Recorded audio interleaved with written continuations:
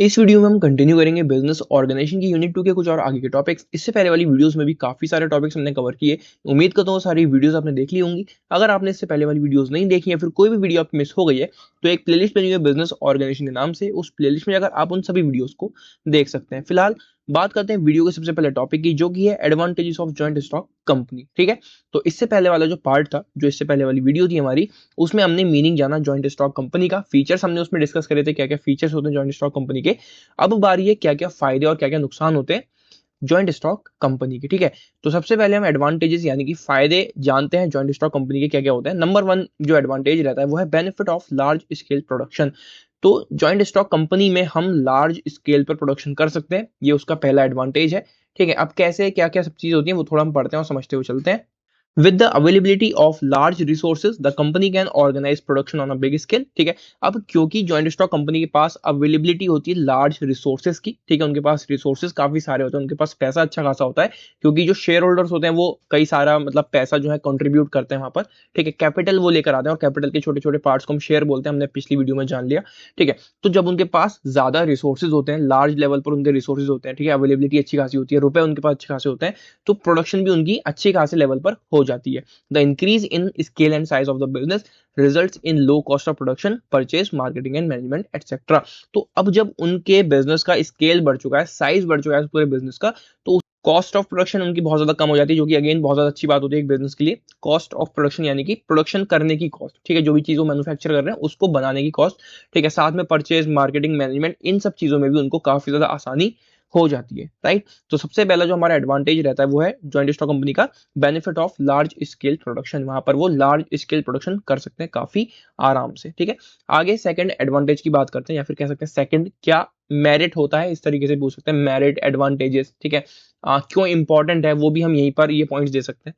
Right, तो second हमारा advantage है लार्ज फाइनेंशियल रिसोर्सेज। ठीक है, पहले पॉइंट मैंने आपको बताया कि इनके पास फाइनेंशियल रिसोर्सेज भी काफी ज्यादा होते हैं। फाइनेंशियल रिसोर्सेज यानी कि पैसा।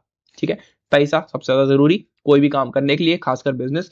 Joint stock companies are suitable for those businesses where large resources are required. ठीक है, तो जॉइंट स्टॉक कंपनीज सुटेबल ही उन बिजनेस के लिए जहां पर लार्ज रिसोर्सेज की रिक्वायरमेंट होती है। A company can collect large some of money from large number of share holders. तो जो कंपनी होती है वो कलेक्ट करती है ज्यादा से ज्यादा पैसा, किससे? जो भी शेयर होल्डर्स होते हैं। ठीक है, वो रुपए लेकर आते हैं, जिसको हम कंपनी में अगर वो रुपए जाएगा तो उसको कैपिटल बोलते हैं, और कैपिटल के छोटे छोटे छोटे छोटे पार्ट्स जो है वो शेयर्स कहलाते हैं, जो कि शेयर होल्डर्स होल्ड करते हैं। ठीक है, तो काफी ज्यादा पैसा उनके पास अच्छा खासा रहता है कंपनी के पास, ये भी इसका एक एडवांटेज हमारा बन गया।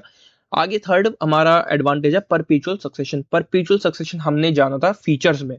ठीक है, जो कि कंपनी की एक सेपरेट लीगल एंटिटी को डिस्क्राइब करता है, कि कंपनी जो है वो एक अलग वर्चुअल इंसान है। ठीक है, उसकी अपनी एक अलग पहचान है, उसकी अपनी एक अलग आइडेंटिटी है, उसका जितने भी लोग हैं उस कंपनी के अंदर उनसे कोई मतलब नहीं है। कंपनी की अपनी एक अलग पहचान है और वो सारे लोगों को अपना अलग काम, अपनी अलग पहचान होती है। ठीक है, company has a separate legal entity with परपीचुअल succession. ठीक है, तो कंपनी की जो है अपनी एक सेपरेट लीगल एंटिटी होती है, उसका अपना खुद एक परपीचुअल सक्सेशन होता है। The continuity of a company is not only in the interest of the members but is also beneficial for the society. तो कंपनी की जो कॉन्टिन्यूटी है वो उसके खुद के इंटरेस्ट के लिए नहीं है। ठीक है, अब अगर वहां पे जितने भी मेंबर्स काम कर रहे हैं उस बिजनेस में, बोर्ड ऑफ डायरेक्टर्स हो गए, शेयर होल्डर्स हो गए, अगर उनके साथ कुछ भी अनसर्टेनिटी हो जाती है तो कंपनी को कोई भी अफेक्ट उससे नहीं होने वाला। ठीक है, कंपनी अपनी जगह चलती रहेगी, जो भी लोगों के साथ दिक्कत होगी वो अपना खुद अपने सॉर्ट करेंगे, जो भी होगा जो उनके साथ होगा, कंपनी अपना वहां बढ़िया चलती रहेगी। राइट, और ये उसके लिए भी बेनिफिशियल है और सोसाइटी के लिए भी काफी ज्यादा बेनिफिशियल ये रहता है। तो कंपनी जो कि हमारी जॉइंट स्टॉक कंपनी है वो परपीचुअल सक्सेशन भी उसका एक एडवांटेज हमारा बन जाता है। आगे बढ़ते हैं एक लास्ट एडवांटेज की तरफ जॉइंट स्टॉक कंपनी के, जो कि है इफेक्टिव मैनेजमेंट। तो जॉइंट स्टॉक कंपनी के अंदर मैनेजमेंट भी काफी ज्यादा इफेक्टिव रहता है। ऐसा क्यों होता है? हमने फीचर में ये चीज जानी कि जो ओनरशिप है और जो मैनेजमेंट है वो दोनों सेपरेट है एक दूसरे से। ठीक है, दोनों चीजें कंबाइन नहीं है। ओनरशिप किसी और के हाथ में, मैनेजमेंट किसी और के हाथ में। ओनर्स कौन हुए? जो शेयर होल्डर्स हैं, जिन्होंने शेयर्स खरीदे, जिन्होंने कैपिटल इन्वेस्ट करी उस कंपनी के अंदर, वो शेयर होल्डर्स हमारे ओनरशिप लेकर बैठे हुए हैं। और जो मैनेजमेंट देख रहा है, जो उस पूरी कंपनी को चला रहा है, वो बोर्ड ऑफ डायरेक्टर्स होते हैं। तो बोर्ड ऑफ डायरेक्टर्स हैं या फिर किसी और एक्सपर्ट को वो हायर कर सकते हैं कि भाई हमारा ये काम है, ये हमारे ऑब्जेक्टिव्स हैं, ये हमारे गोल्स हैं, हमें इनको पूरा करना है और हमें तुम्हारी जरूरत पड़ेगी। तो वो ऐसे कोई एक्सपर्ट्स को भी अपॉइंट कर सकते हैं अपने मैनेजमेंट को संभालने के लिए।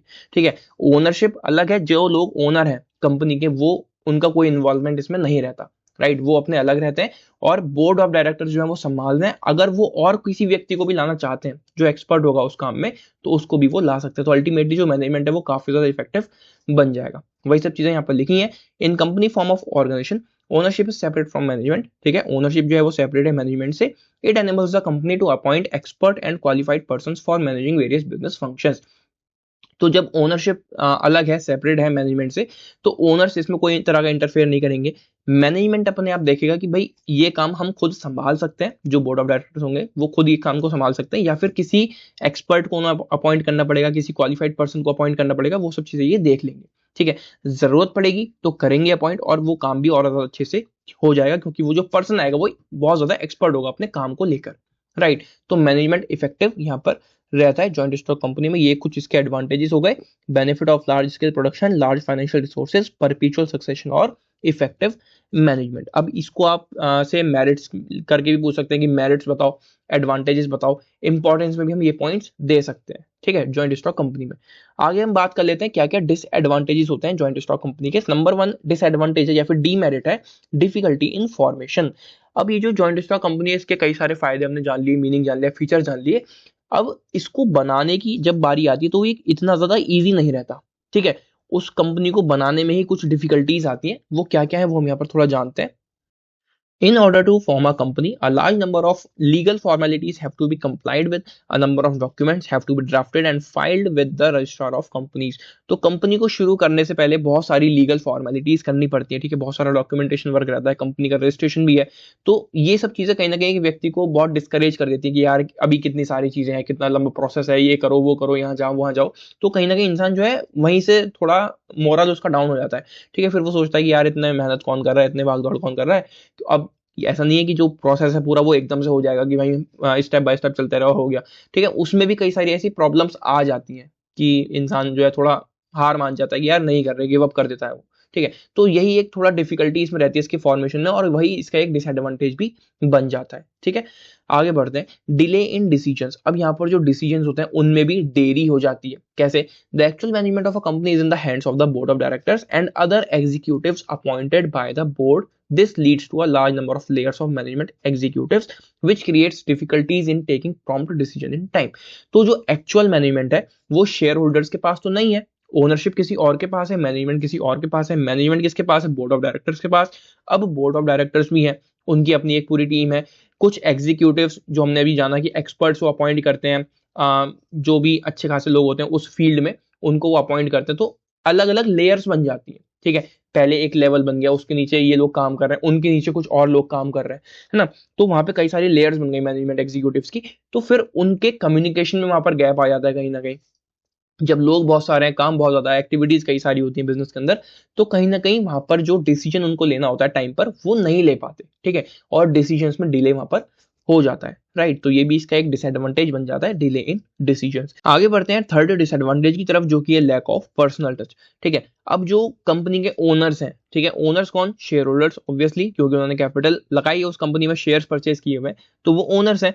अब वो जितने भी ओनर्स हैं, जितने भी शेयर होल्डर्स हैं, वो खुद से अपना कोई पर्सनल टच उस कंपनी में नहीं दे सकते। ठीक है, ना ही वो वर्कर्स के साथ कॉपरेट कर सकते हैं, ना ही वो क्रेडिटर्स के साथ, ना ही सप्लायर्स के साथ, ना ही अपने दिमाग से वो कुछ वहां पर वो काम कर सकते हैं, क्योंकि ओनरशिप अलग है, मैनेजमेंट अलग है। ठीक है, तो कहीं ना कहीं कंपनी में इस चीज बहुत ज्यादा रहती है कि वो अपना कुछ पर्सनल टच मेंटेन वहां पर नहीं कर पाते, कि हम चाह रहे हैं कि ऐसा काम हो लेकिन वो नहीं कर सकते। वर्कर्स अपने जो काम उनको दिया गया है वो करेंगे, क्रेडिटर्स अपना काम करेंगे, सप्लायर्स अपना काम करेंगे, जो भी बाकी सब लोग हैं वो अपना अपना काम करेंगे। आप जाकर खुद से वहां पर नहीं कह सकते कि भाई इस काम को ऐसे नहीं ऐसे करो, वहां पर आप कुछ नहीं कर सकते। ठीक है, तो कहीं ना कहीं इस चीज की वहां पर कमी रहती है। This is one of the greatest drawbacks of a company, that it is not in a position to maintain personal touch with its workers, creditors, suppliers and others. ठीक है, तो पर्सनल टच वहां पर आप कहीं ना कहीं मेंटेन नहीं कर पाते हो जॉइंट स्टॉक कंपनी के अंदर। राइट, एक लास्ट डिसएडवांटेज है जॉइंट स्टॉक कंपनी का, government control. A company has to follow many provisions of different acts, even the internal working of the company is subjected to statutory restrictions regarding meetings, voting, audit, etc. तो government control यहाँ पर रहता है company पर। बहुत सारे government के provisions है, कई सारे एक्ट्स हैं जिनके तहत आपको उन सब चीजों का पालन करना पड़ेगा, जो भी उन्होंने रूल्स रेगुलेशंस बताए गए हैं, ठीक है, उनके एक्ट्स में उन सब चीजों को मद्देनजर रखते हुए आप सारा काम उस कंपनी के अंदर करोगे। इंटरनल वर्किंग हुई, एक्सटर्नल वर्किंग हुई, कुछ भी जो भी काम कंपनी के अंदर हो रहा है, जितनी भी एक्टिविटी, जितने भी फंक्शंस हो रहे हैं, वो सब चीजें गवर्नमेंट कंट्रोल करेगी। गवर्नमेंट ने अगर कहा है कि भाई तुमको ये चीज नहीं करनी तो आप वो नहीं कर सकते।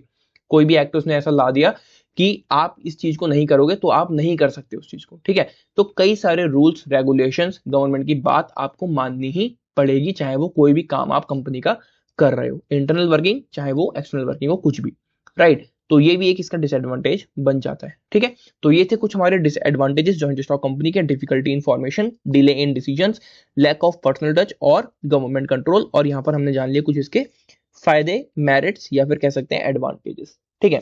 तो बस इस वीडियो में इतना ही, मिलते हैं अगली वीडियो में। Till then take care and bye bye and all the very best for your exams.